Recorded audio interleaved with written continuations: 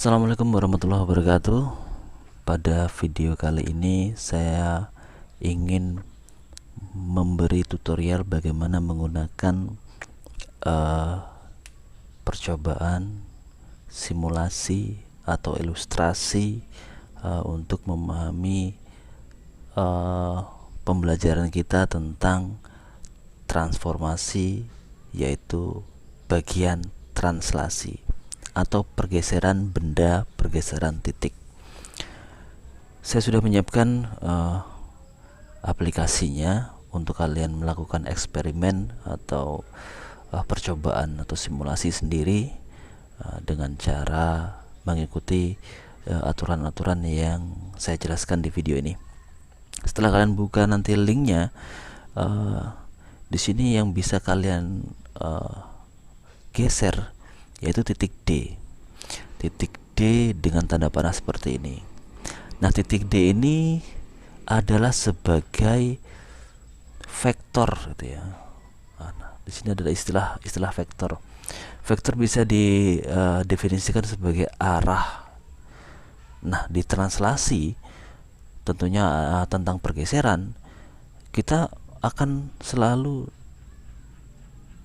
bertemu dengan pembahasan arah kemana bergesernya gitu. Termasuk misalkan ini ada dua segitiga, ini segitiga yang oranye atau merah ini, mobil ini bergerak ke arah mana, kan seperti itu. Nah, itu adalah proses translasi. Atau segitiga yang merah ini adalah meja ini mau digeser atau digeserkan kemana ini gitu. Nah, vektor bisa diasumsikan sebagai arah.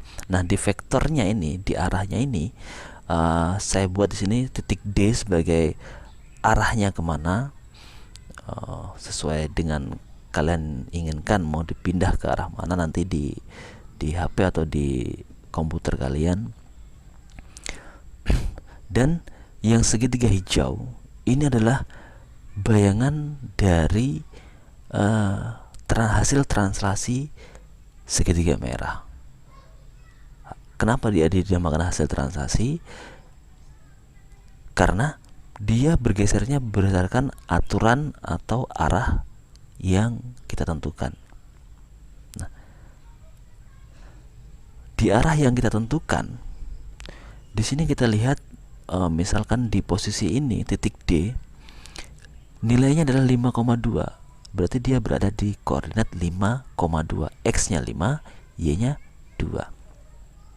Kemudian di sini kita lihat di tabel sebelah kiri 5,2 juga. Berarti ini akan menyesuaikan dengan posisi koordinat titik D.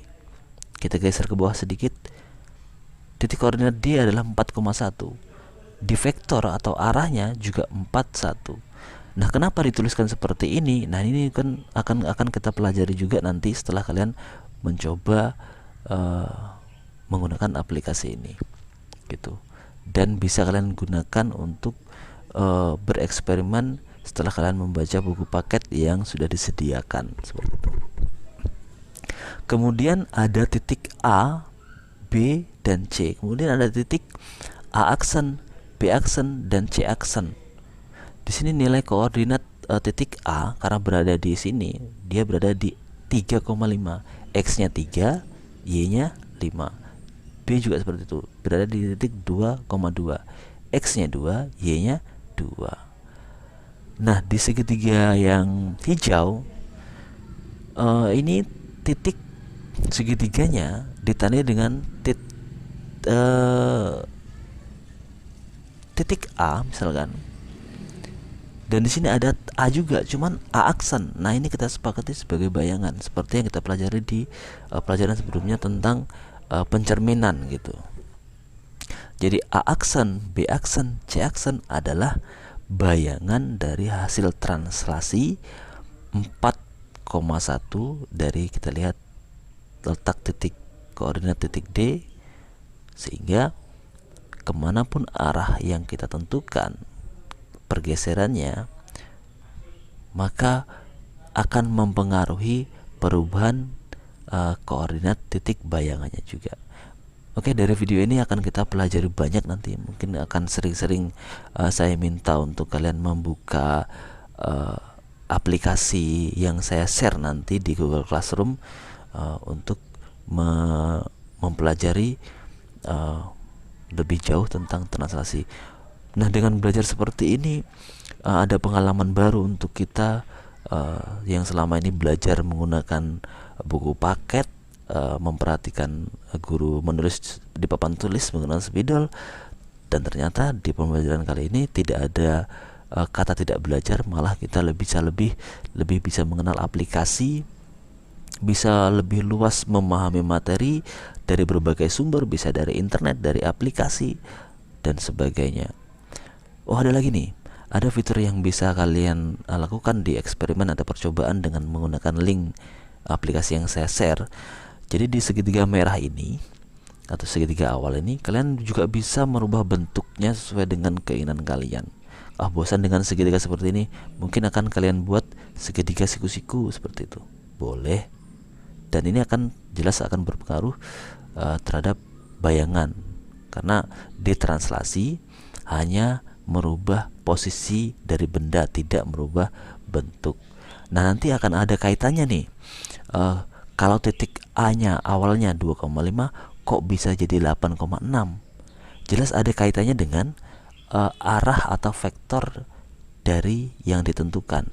6,1 dituliskan di translasi menjadi 6 di atas, 1 di bawah. Nah, ini akan kalian temukan sendiri kenapa penulisan seperti ini. 6 dan 1 gitu ya. Di sini penulisannya di koordinat 6,1. Ternyata sekelas saya sampaikan supaya tidak panjang durasi videonya. Kalau posisi arahnya yang ditentukan adalah seperti titik D 6,1, 6x dan 1y. Untuk titik A yang awal mulanya 2,5, dengan adanya aturan translasi 6,1, di sini ternyata bayangan dari A menjadi 8,6.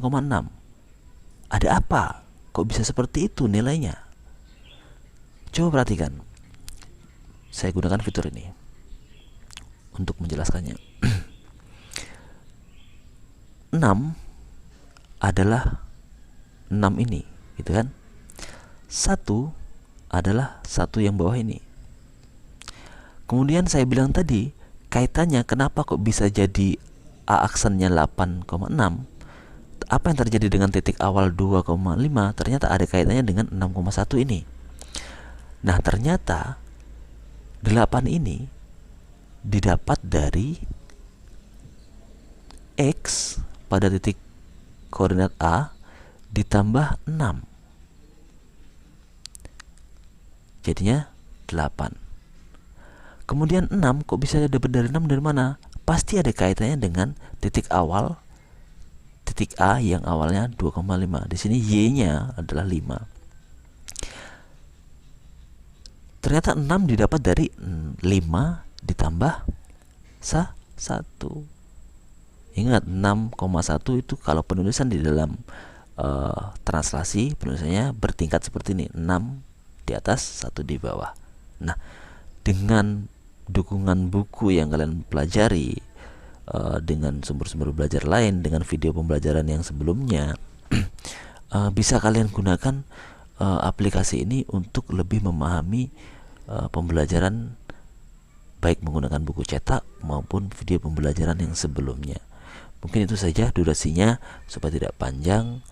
Silakan kalian ulang video tutorial ini untuk mempelajari penggunaan aplikasi. Ingat, yang digeser, yang hanya bisa digeser adalah titik D dan gambar bentuk pada segitiga yang oranye seperti itu ya, seperti ini. Silakan mencoba. Selamat belajar, selamat bereksperimen. Saya Ari. Assalamualaikum warahmatullahi wabarakatuh.